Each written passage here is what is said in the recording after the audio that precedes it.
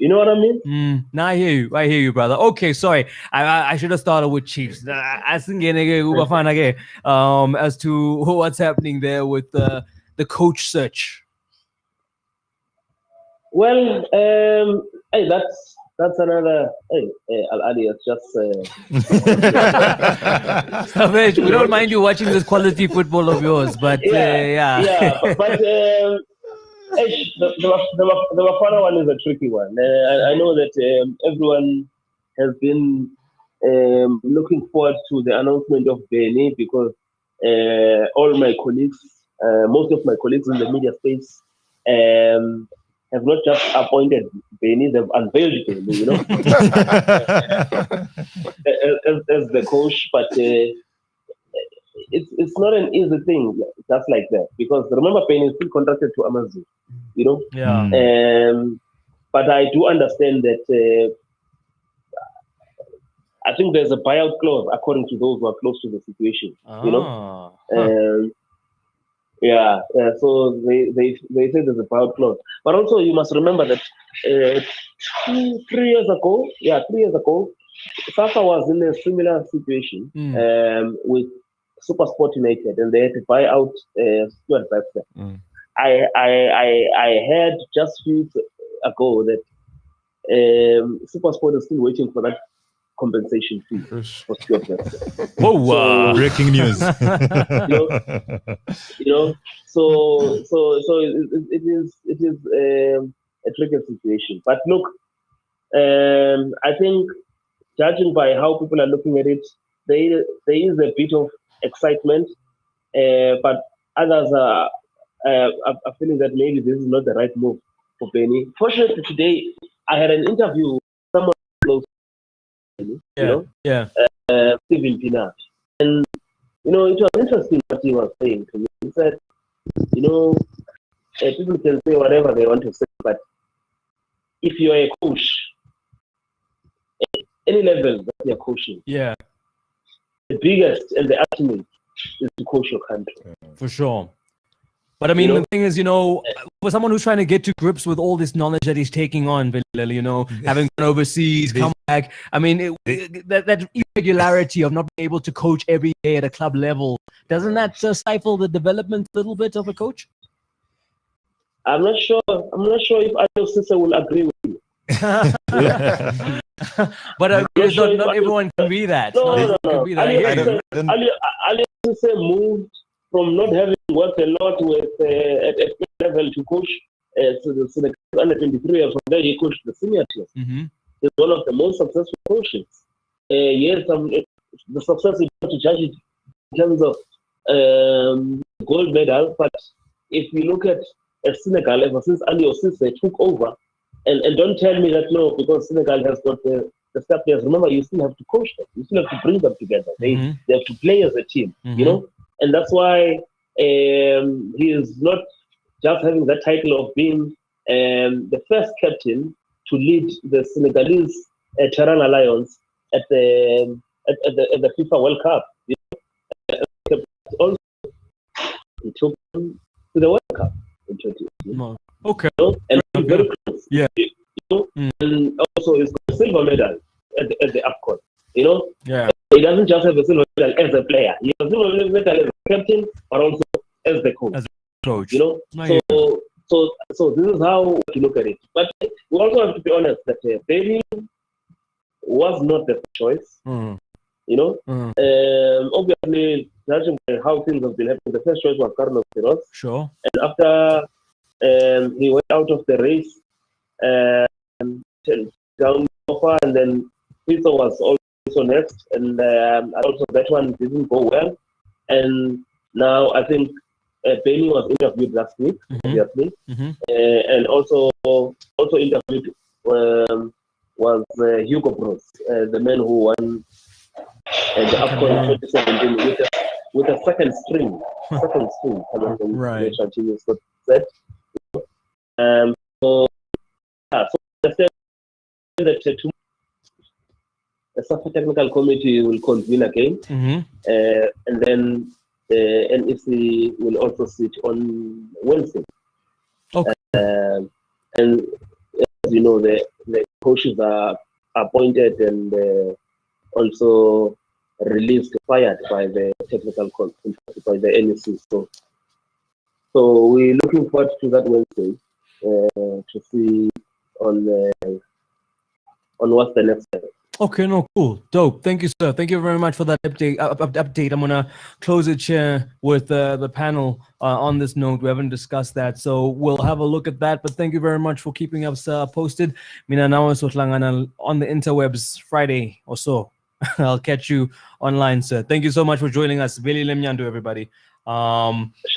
Sharp. And so here, Mazola is busy saying that.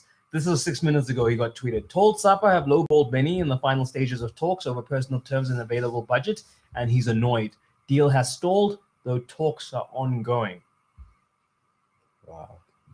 And when Benni gets annoyed, he's confident enough to walk away.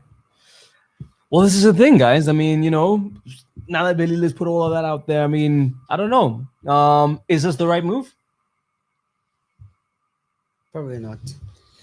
Are you saying this as Benni or as is this the right move for Benni? Is this the right move for us as a country? I mean, he's a great coach, and I'm sure the little punch in the arm that he would give us ahead of this qualification would be useful. But I'm just thinking about when he sits back at home tonight and thinks about his career and his plans, how being a national team coach, or is it just a thing of I'm going to fill in and help now, and then I need to go back? Or, I mean, how do you structure this so that everyone wins? Because I don't know.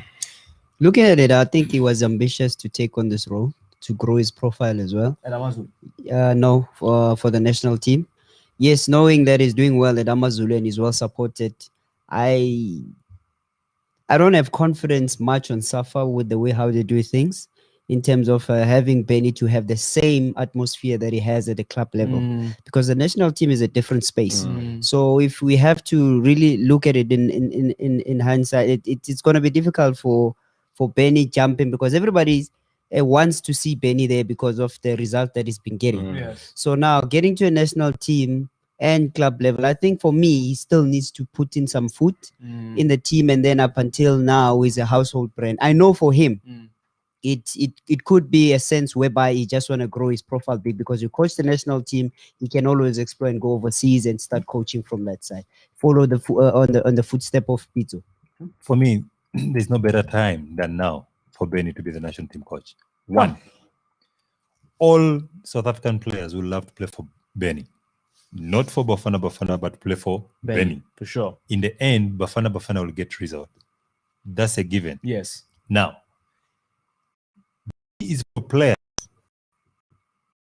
For him to achieve that, Safa has to play right with him. Right. If he doesn't, Benni has got the mindset to walk away. And for now, the powers that be at Safa know that. And they want to be sure before they make that call. Sure. Because they know very well that Benni will walk away if what they have agreed upon is not being done. And that will be the last nail in the leadership of Safa. He's done that before in the national team. I think they have a disagreement with some coach, and then Benni decided to stay away from the national team at some point. So I remember it was Baxter who brought him back. So for me, that's very key.